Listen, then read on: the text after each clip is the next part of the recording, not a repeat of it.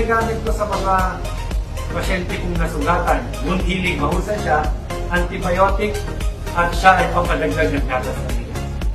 Pangalawang gulay, yung first Vita Plus, dahon ng sili. Mahusay ito sa mga may problema sa sirkulasyon ng dugo.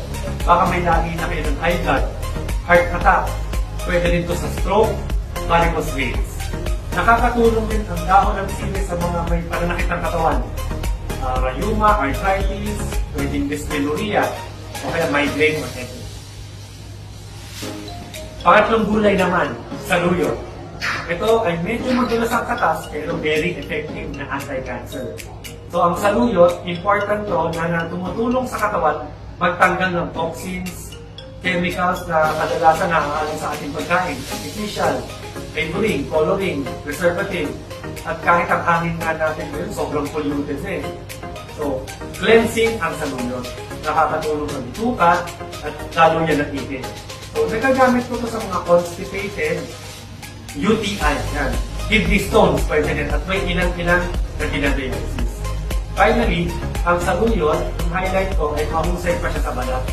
Mga may psoriasis, skin asthma, allergy, eczema, dermatitis, iba't ibang klase ng mga skin diseases.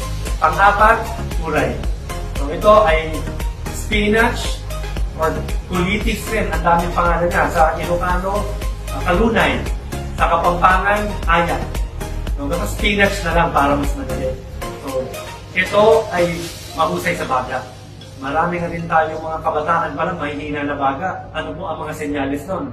Laging may sipon, upo, trangkaso, nag-aral lang at nagpuyat, meron na siyang lagnat, kinabukasan, yung mga kalabigan na ng konti o nakamugan, nagkaka-infection.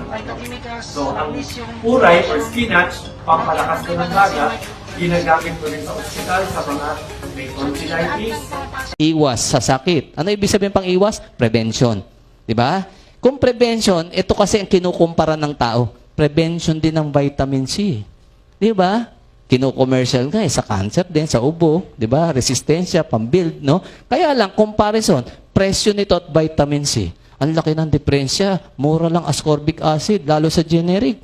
Di ba? Samantalang ito may presyo daw. Pareho lang pang-iwas. Kaya lang, nagkaiba kami saan? Sa totoong resulta.